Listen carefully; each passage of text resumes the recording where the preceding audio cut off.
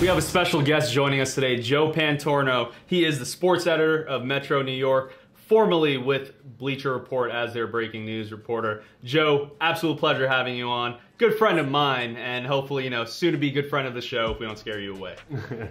Oh, thank you so much for having me, guys. I really appreciate it. Absolutely. So let's kick it off right away. We're not doing too well. Are you doing all right? I'm pretty down in the dumps. I'm absolutely down in the dumps. Joe, let me ask you straight up, man. Just what's your reaction from the lottery? What draft prospects are you looking at? What did you take from last night? Yeah, I mean, I'm the same guy that was almost optimistic enough 7 years ago to think that we were going to get LeBron James. And I guess I'm a glutton for punishment because I just haven't learned. So obviously you think that there's some small possibility that, hey, like maybe we'll slip into the top 5 or something.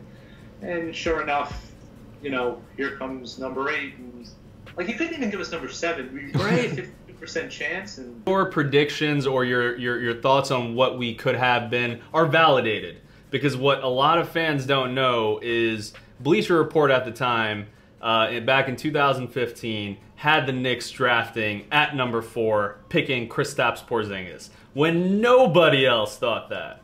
Joe, we were friends on Facebook. When you had posted that article that you wrote, I gave you hell for it.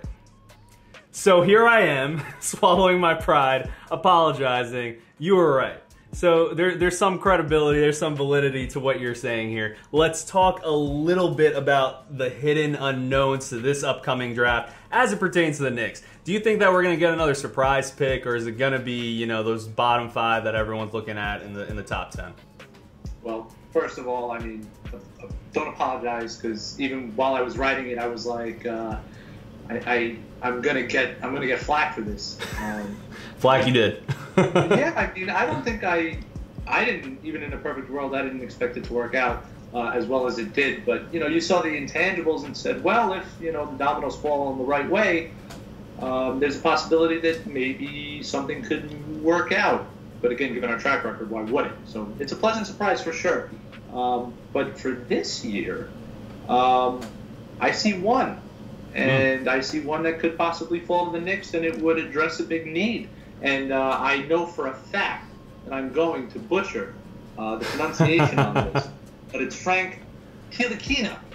I think I got it. Well, yeah, we'll call him Frank the Frenchie, courtesy of Michael Scotto, who's on the show earlier. Dubbed that nickname. So Frank the Frenchie is good by us. Frank the Frenchie, 18 years old. He's 6'5". He has the opportunity to become an extremely productive two-way guard, something that, well, when's the last time we've had that? What are your overall thoughts on the way the Knicks organization has been run this year, and specifically, what are your thoughts on Phil Jackson? Well, if I could liken it to one thing, the Knicks would be a dumpster fire. And I say that in the most endearing way possible. Nah, I don't think there's an endearing way to say that. We'll take it at that. You try to sugarcoat things, but there's really no way to put into words just how dysfunctional this has been. Absolutely. It's just something new every day. And,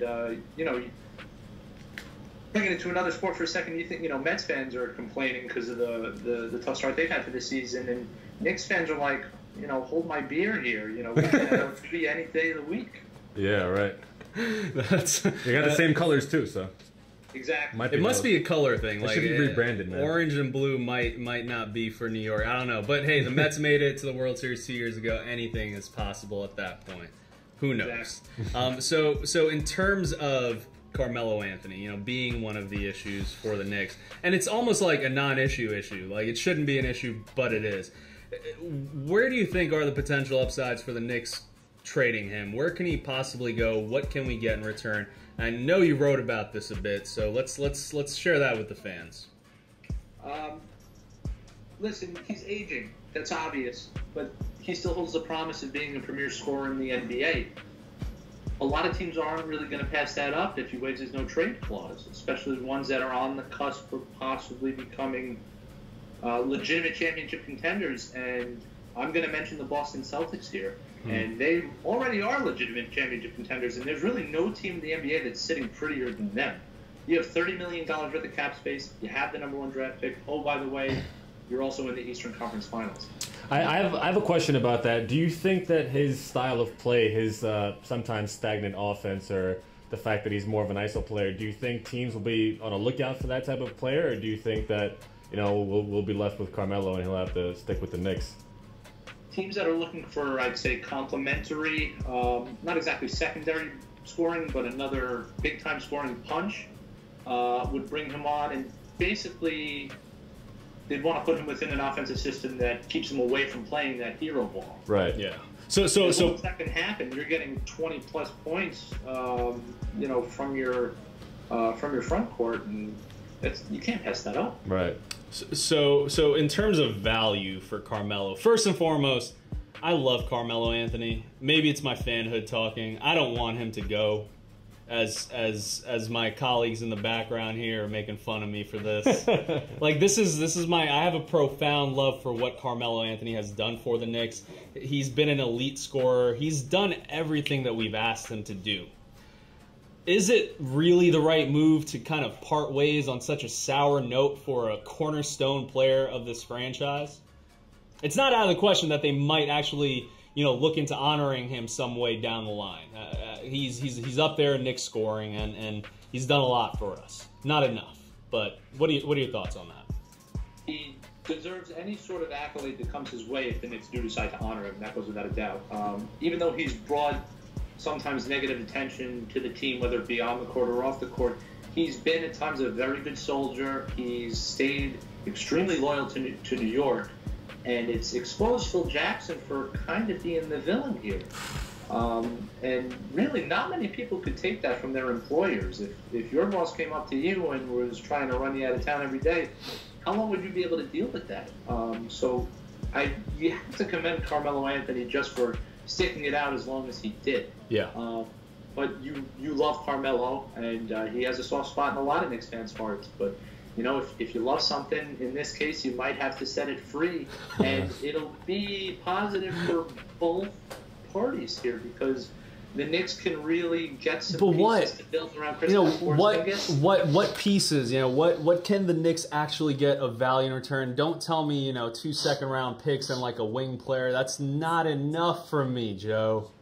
I know, but I would really want, and I know, and this is probably the only time where Phil and I will probably have the same idea here. I would call up Boston, and I would say, if you give me Jay Crowder and a pick or two, or even, and crazy enough, because they might have to shed a little bit of room to take on that contract, and if they draft Markelle Fultz, say give me Jay Crowder and Avery Bradley.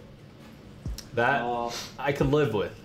See, I could live with that too. It's a big ask, and Celtics fans would probably be ready to jump through the computer screen and get their hands around my throat.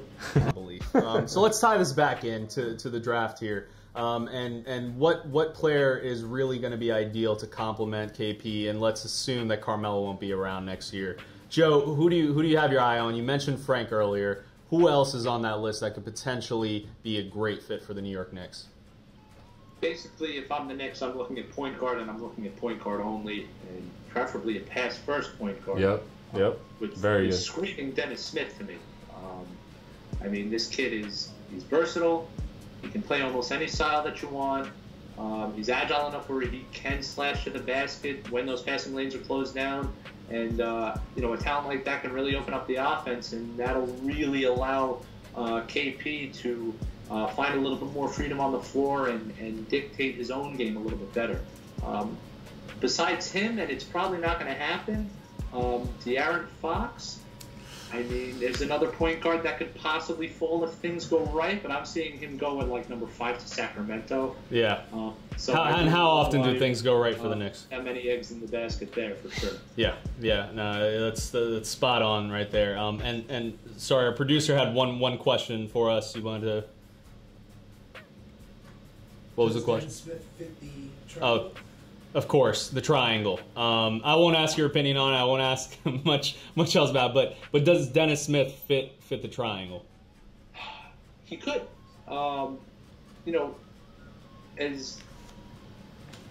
As much as I would like to believe it, and I'll say it now, kids that are coming out of college, they can, some of them, and those whose names don't rhyme with Schmonzo Ball, their egos can be put aside here, and they can be put under new systems and learn and develop up to the speed of the NBA game. And if you put somebody in a consistent system, and you can nurture them into it, then it could happen. And yeah, well, Joe, we want to really thank you for your time here. And again, I got to remind Knick fans, like, Joe is a guy to look out for and really read his stuff, because it's great New York sports that you're writing, but B, you did predict that KP draft, and I got to give kudos where kudos is due. Props to you, man. Joe Pantorno, the sports editor for Metro New York. Thanks again for joining us, my friend. We hope to catch you again soon on the MadGood Knicks Show. Guys, I had a blast. Thank you so much for having me. Thank you, bro.